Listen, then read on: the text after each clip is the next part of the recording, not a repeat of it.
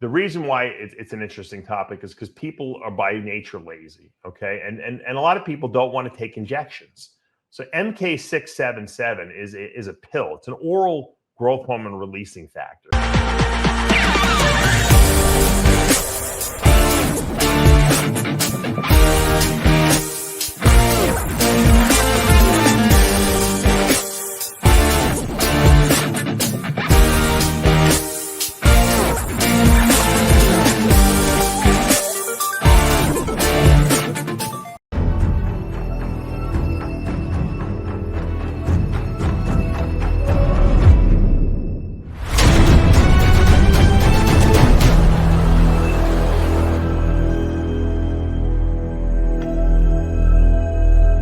I created Species Nutrition with one mission in mind: to provide bodybuilders and serious athletes with no-nonsense supplements that work. I put my name and reputation on every bottle of Species Nutrition products. If you want to be your absolute best, join the evolution.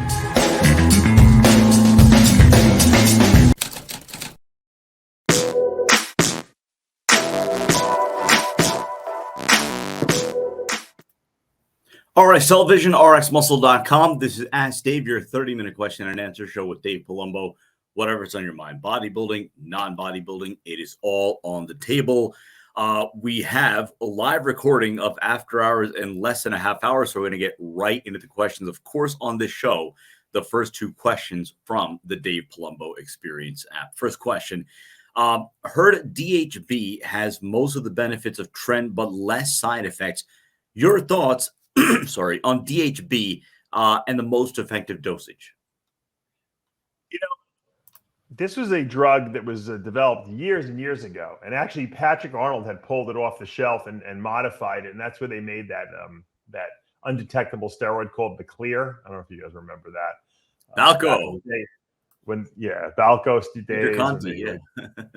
During the Olympics in Australia, all the Americans were taking this anabolic steroid, and they couldn't detect it, and so a lot of world records were broken that year. But anyway, the drug works in the sense that it builds muscle. I would not say it's better than Trenbolone.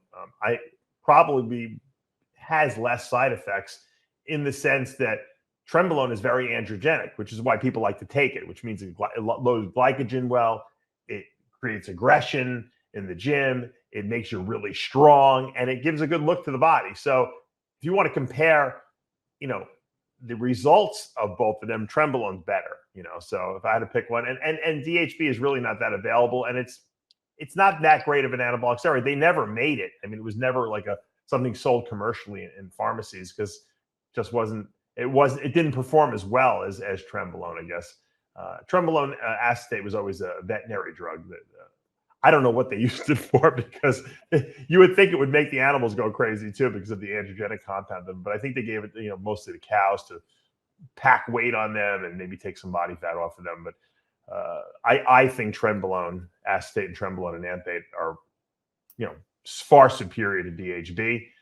If I had an option of using either one, I would definitely use Trenbolone. Of course, you have to manage the side effects, which can be high blood pressure, sometimes inability to sleep, and of course, aggression, which, if you have a bad temper to begin with, probably not a good idea to take Trenbolone.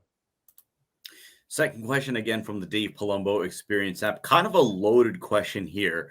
What are the major changes you've seen in bodybuilding over the course of the last 5 years? So I don't know if they're honing in on any specific subject, but I mean, there's so many you could discuss here as far as obviously the physiques that we see on stage, the diet, the training, media coverage, storylines. Obviously, there's been a lot of grim things to come out over the last 5 years, some positives as well, but loaded question, major changes in bodybuilding over the last 5 years.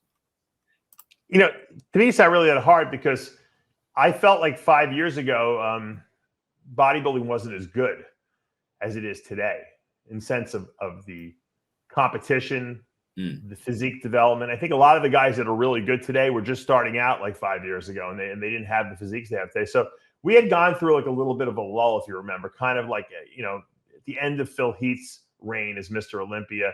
I felt like, and then when Sean Roden won that Olympia, and then he disappeared from the scene because he had some legal issues, and and they wouldn't let him compete. And I felt like there was a big dip during that time period.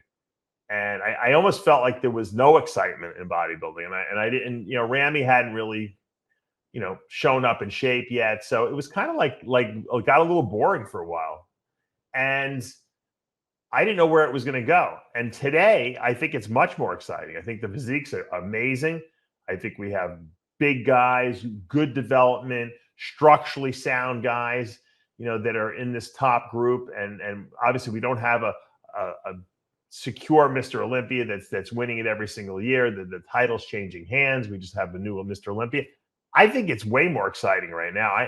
As a person who critiques the sport and as a fan of the sport, much better now than it was 5 years ago. Now, the question wasn't comparing it now to 15 or 20 years ago. So it's comparing it to 5 years ago. So I think it's moving in the right direction. I think we have better people entering the sport.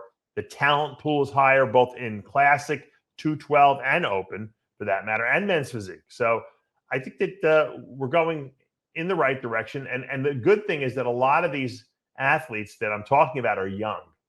And that's another thing, 5, 7, 8 years ago, the athletes were all older athletes that were still competing, from when I was competing.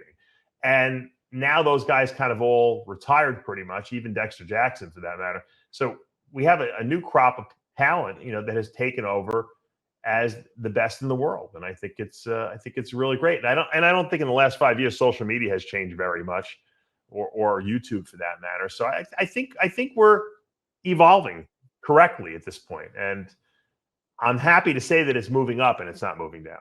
So if you like these questions, these are questions I get from the Dave Palumbo Experience app all the time. I mean, if you subscribe to the app, it's $29 a month. You get me as a coach in your back pocket, basically answer all your questions in an open forum on the app for all users to see both questions and answers. I do a Q&A video every single week, never miss. So it's like another Ask Dave you get access to, plus all my writings and all my videos in one place. We put up a workout every single week. All my diets and off-season pre-contest are all up on that app. Great resource if you're looking to increase your knowledge base in bodybuilding. So check it out. If you have Android, go to the Android store. If you have if you have an iPhone, go to the iPhone store, obviously, and you can download the app from there.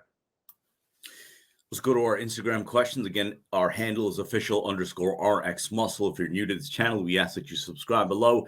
Hit the notification bell. You're not going to miss any of our show segments or updates right now on the channel. All new episodes of Heavy Muscle Radio, the After Hour podcast, and then, of course, Dave doing a bit of a response video to Big Ramy, Dennis James, and Milosh, responding to some of their comments in a video they did earlier in the week. A panel interview they had Big Ramy on, and it kind of zoned in on some of Dave comments in his last rant, which is more of an advice-based rant for Ramy and training. But again, if you haven't already seen it, check it out. If you like what you're watching, hit the like button, comment below. And as always, we appreciate your support. Kind of a long question here from Gary Britting. I'm going to try to forward it maybe to the end of it. He's talking about how you use an online calculator to establish basal metabolic rate for calories. And I guess it gave him his individuals. But I'm going to go to the end of the question where we get to the meat of the question. Many pros say push calories to increase metabolism versus creating starvation mode by lowering them. But lowering, especially with low to no carb, is how I thought you lose fat weight. Your advice to lean out and drop the bulky 15 to 20 pounds. Yeah, it sounds like the person's kind of confusing the topic a little bit. I think that, you want to push calories, obviously. I always say max. I don't even like to use the word calories. Calories just refers to energy. So you want to push more macros, protein, fat, carbs, when you're trying to gain muscle. When you're trying to lose body fat, of course, you have to take away something. So I think it sounded like, at least that he was confused by them saying to, push more calories. But I don't think, whoever article he read there was saying that in regard to weight loss. So if you're trying to lose, you got to take away something, obviously. Now, what macro you take away is dependent on how smart you are, and how your body operates. For most people, removing carbs is usually the key to weight loss and to preservation of muscle. It's not taking away protein, and it's not taking away too much fat. You can take away some, obviously, but you don't want to reduce too much. But it is interesting that, and I've brought this up before, and I think it's worth repeating. To gain muscle, okay, when I could say gain weight, but I want to say to gain muscle in an off-season scenario, you have to eat an exorbitant amount of food. You have to eat a lot more food than your baseline amount of food that would just basically allow you to maintain your given weight. To lose body fat, okay, or lose weight, but let's say lose body fat, because we want to make sure that we're defining body fat, not lose muscle. To lose body fat, you have to take away a considerable amount of energy from the system to lose. Much less than it would take to maintain. Why is that? Well, because your body is at a certain set point. It likes to stay at a certain weight. So in order to get your body to want to put weight on and hold that weight, you have to eat a lot more food. You have to force those nutrients into your body and say, here, you got plenty. Don't worry about it. Even if you increase your metabolism a little bit to build this muscle, there's plenty of energy here to build the extra calories. Likewise, if you're going to take away, if you're trying to lose body fat, your body will initially slow itself down a little bit when it realizes that you've cut your calories back a little bit.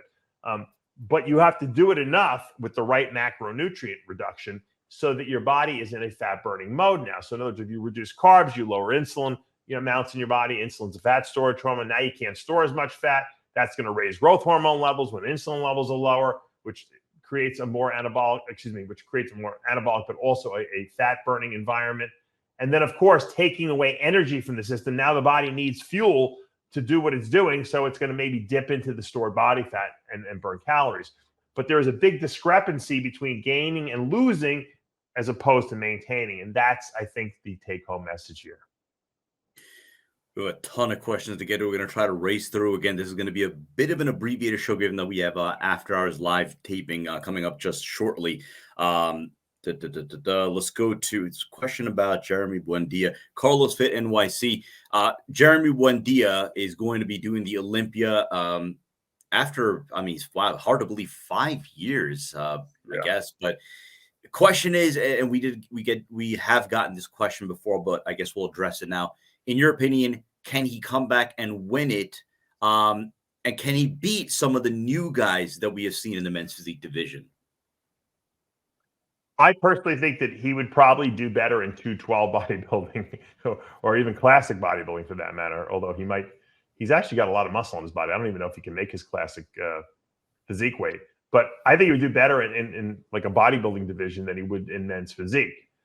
He had a really dominant look in men's physique because he had a really small waistline with really broad shoulders and nice cap delts and big full pecs when he competed. But, some of these guys today are really, really good. I mean, our current champ, Aaron Banks, is phenomenal. We still have, Raymond Edwards in there. We still have, all these top guys, Ryan Terry. I think that Jeremy's going to have a little bit of trouble. I think he's definitely a top 5 guy, but I think that some of these guys are absolute freak shows that are in that division now, structurally speaking. But I think it adds a level of excitement to the Olympia for sure to see a 3-time champ. I think he won 3 times coming back, to try to get his title back. Jeremy had a really bad pec tear, so it took him a long time to recover from that.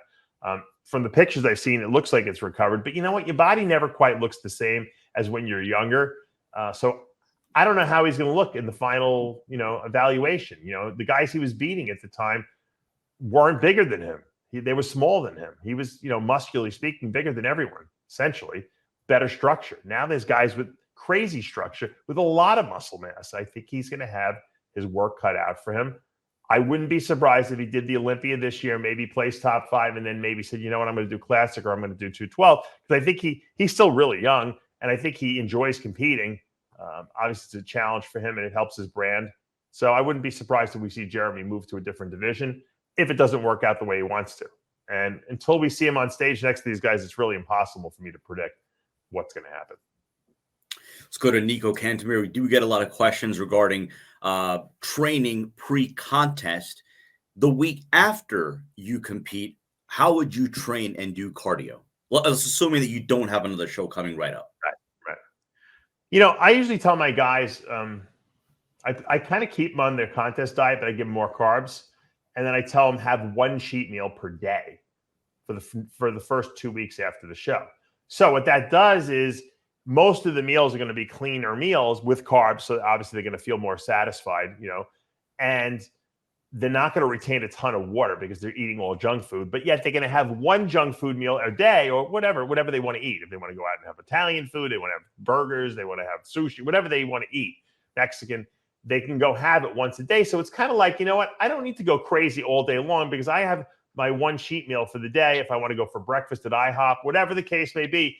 And you know what? Usually when you have one crappy meal and you're still eating another 5 meals a day or whatever, you're not going to really want to eat that much more, even though it's after a show, because those junk meals kind of fill you up and they make you feel a little, like almost like too like bloated in the face and everything like that. So I structure it because I used to just say eat what you want for a week and I'll get back to you. We'll touch base up. But when I do that, people blow up like elephants. They feel terrible. They miss meals. I'd rather structure them and just give them a cheat meal every single day. And as far as cardio goes, a lot of times, they don't really need cardio, but a lot of times when you're coming off doing like an hour or more of cardio a day for like weeks and weeks in a row, you can't just stop it. It's like you're in withdrawal almost. So I'll give them 20 minutes every other day or something like that. And that helps keep the water off. It also gives them a little bit of like a little runner's high type feeling, makes them, feel like maybe their bodies are not, because if you go from everything to nothing, you feel terrible. You don't know what to do with yourself. You get anxious. And so that little bit of cardio helps. And I tell them, go back to the gym and just have fun with it. Don't try to set any records. Go do less sets, just kind of go and go and get a nice pump workout in. And once that first week passes and your hydration level has been restored, the next week you can then kind of push a little bit more in the gym. You don't want to go to the gym dehydrated and tear a pec. I remember Craig Titus did that one year. I think it was right after the USA in 96 where he didn't win. And he went to or maybe after 90, it was either 95 or 96. And he went to the gym. I don't even think he warmed up. I think someone was benching there and they had like 500 on the bar and he went there and he benched it a couple of times and then popped his pec and he had to get surgery on it. Luckily, it didn't affect him for the following year and he won the USA, but you got to be very careful. You could definitely tear muscles when you're dehydrated. Don't try to set records in the gym. Let's go to Maria Condarco. Can you go a little bit more in depth with MK-677 dosage, side effects, benefits? Worth it compared to injectable GH? I just feel there hasn't been much discussion about it and online is sketchy for info. This is an interesting topic and I'll tell you why. Hold on. Let me just switch to me. The reason why it's an interesting topic is because people are by nature lazy, okay? And a lot of people don't want to take injections. So MK-677 is a pill. It's an oral growth hormone releasing factor. So, they sell injectable GH releasing factors like sermorelin, CJC, hexarelin. They have a million of them out there, and they've been around for years. But MK-677 theoretically does the same thing, only it's orally absorbable, okay? What it's doing is it's stimulating the pituitary gland to release growth hormone. Now, the amount of growth hormone that you release in relation to these GH releasing peptides is very variable from person to person. Some people respond well to them, some people don't. But if you want to compare it, some people always say, well, how does it compare to actually taking growth hormone? Well, let's say you took a moderately, low to effective dose of GH, which is like 2 IUs a day. Okay, it's not a lot, but it's enough to give you a nice, result. That 2 IU per day, you couldn't even take enough GH releasing peptide to cause your body to release enough GH to mimic that 2 IU per day. So it's impossible. So you'll never produce enough GH in your system, from these growth hormone releasing peptides to mimic what you would get from taking even a low dose of growth hormone. Therefore, if you're trying to, you don't have the money, or you're trying to cheap out, or you think maybe this is easy because it's easier to access and you'll get the same benefits, not going to happen. You're not going to get growth hormone benefits and pharmacological benefits from taking a GH releasing peptide. You'll get what we call physiological benefits. In other words, it will raise your GH a little bit which will help with a little bit of recovery and a little bit of an anti-aging effect. But you're not putting on any significant amounts of muscle, and you're not going to burn any significant amounts of fat on this stuff. And perfect evidence of that is these GH releasing peptides don't seem to affect blood sugar levels. So in other words, if you're on growth hormone, a lot of the guys that take 3, 4, 5 IUs of GH a day, they start running high fasting blood sugars in the morning because GH works antagonistic to insulin, meaning it inhibits insulin's function or functionality. So the body has to produce more insulin, which a lot of times it can't because it's already at its max because people are eating so much food. You take these GH releasing peptides, they don't do that because they're just not that potent. They don't cause that much GH release in the body. So it's important to note there is benefits to them, but it's not going to be what you get from taking real GH. Alexandra Ruin, coach, is it okay to have electrolytes on a daily basis? I'm not the best at handling this. I sweat a lot walking 1 to 1.5 miles to work and back. So electrolytes on a daily basis. Yeah, I think they're great. I eat a ton of salt every day. I mean, usually when you're sweating, you're mostly losing sodium, but sometimes potassium can be lost, but usually you don't lose potassium. The only way to really lose potassium is if you vomiting. Vomiting, you can lose a lot of potassium, but it's usually the sodium that's the problem. Sometimes some magnesium can get a little low also. If you're taking a good multivitamin, multi-mineral like my V Mineralized formula, that's going to give you that's going to give you all those minerals you need. But what I do on a regular basis is I'll either drink my Amino Evolved product, which has electrolytes in it throughout the day. And I usually drink 2, 3 of those a day just because while I'm working, I drink it. Kids even drink it. And at least I know they're getting hydrated. Or if, I want more than that and I need more because I just went to the gym and I sweated and I was doing cardio or something like that, I might drink like a Gatorade Zero or one of those Propel. Propel has a new electrolyte one too. And they're sugar-free. So I'll do that too. It's pretty easy. I used to actually in the morning when I used to like to train like early morning, which I kind of still go, but I usually eat something before I go now. If I wasn't going to eat and I was just going to go to the gym, maybe do some cardio, I would drink like my Amino Evolved, and I would actually put like a half a teaspoon of salt in there and mix it in and just guzzle it down just for the electrolytes. I get really dehydrated in the morning because I pee all night. Usually a lot of people do that. Their bodies kind of detox at night. But like I said, if you're not in a dieting state where you can drink aminos during the day, the Amino Evolved is excellent. If you're dieting for a competition, like I said, the Gatorade Zeros are great. The Propel Zeros are really good because they have the electrolytes in them. Okay, they taste good and they're 0 calories, so you can get away with using those. Way smarter to do that, I think. Then and at least you can enjoy it. If I was dieting, I wished it was like Gatorade Zero when I was dieting back then. I used to have to I used to drink like diet soda and stuff like that, but there was nothing really with electrolytes back then in the 90s and early 2000s. Nowadays, you got every major drink company makes something, so that's a huge benefit. We'll take a couple of more. I know the guys are probably getting ready for after hours, but I want to get this one in from Joel S. I've been on TRT for a couple of months. Was thinking about doing another cycle. Would it be beneficial to stop the TRT for around a month to bring my receptors back a bit, or would it not be worth it?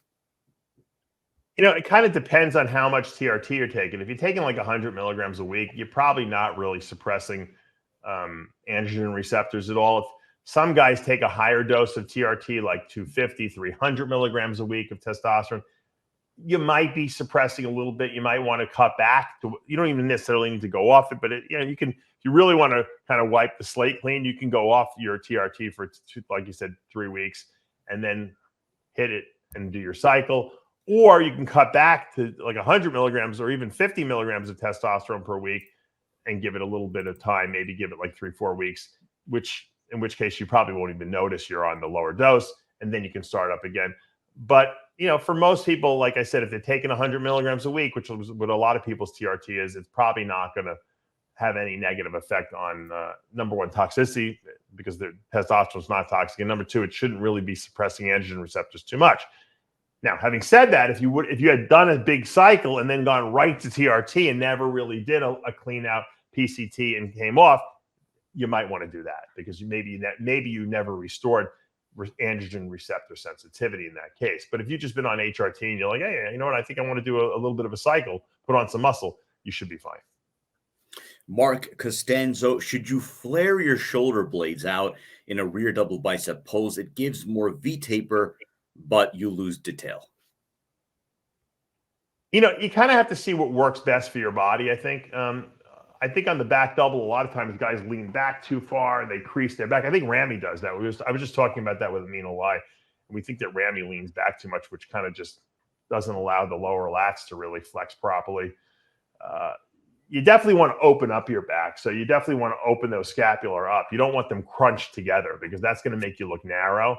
Even though it might give you a little more knotty detail in the middle, it's not going to look aesthetic because you're not going to have that V taper. You always want those scapulas open.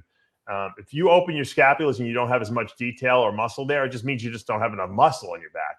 You can't try to cheat and kind of like bring those scapula together because it just doesn't look good. And I think Ramy was doing that for the Olympia and it didn't look good at all. So you got what you got. Show it off. Don't, as Arnold said, don't hide away when you pose, just because you don't have like a long, big arm, you open up and you show everything you got. If it's not enough, you go back to the drawing board the next year and you build some more muscle. Last one. I know we're pressed for time, but I wanted to get this one in. It's from Bodybuilding Expressionist. You've known Lee Priest for a long time. What was it like seeing Lee Priest in the KFC off-season mode to insanely shred it for a contest in just 12 weeks? Or did it in fact take Lee longer than 12 weeks to get in shape for contests? I don't know how long he dieted when he was in that because he didn't do that he only did that for a couple of years where he got really, really heavy. I don't know. I have to ask him. I could ask him next time we do Iron Rage about how long he dieted for. But I would say that Lee probably dieted at least 16 to 20 weeks, I would think. And you know what it is? Lee's all or none. I mean, that's just his personality. So when you're eating a lot of junk food all the time and then you stop the junk food and clean up your diet, you lose a lot of weight fast if you have a good metabolism. And Lee obviously is a genetic freak. So he has a great metabolism. He's the kind of guy that if he ate clean all the time, he would probably be ripped all the time. And if you look at him nowadays, he's always in good shape because he doesn't eat a lot of junk food. He'll go out and have his junk food here and there, but he's not like the old days where every single day he's eating garbage, But he has got a metabolism. And once again, he has basically been bred for bodybuilding. I mean, his genetics just say you're a bodybuilder. And when you feed that body what it's supposed to be fed, even if it's still a lot of food, he will burn fat because that's the way he is. For him to get fat, he has to really eat a lot of junk. I don't even know how he did it, to be honest with you, because I always felt terrible eating all that junk food. Yeah, I'd eat McDonald's once a day, but Lee was eating like junk all day long. He must have felt so bloated and so bad.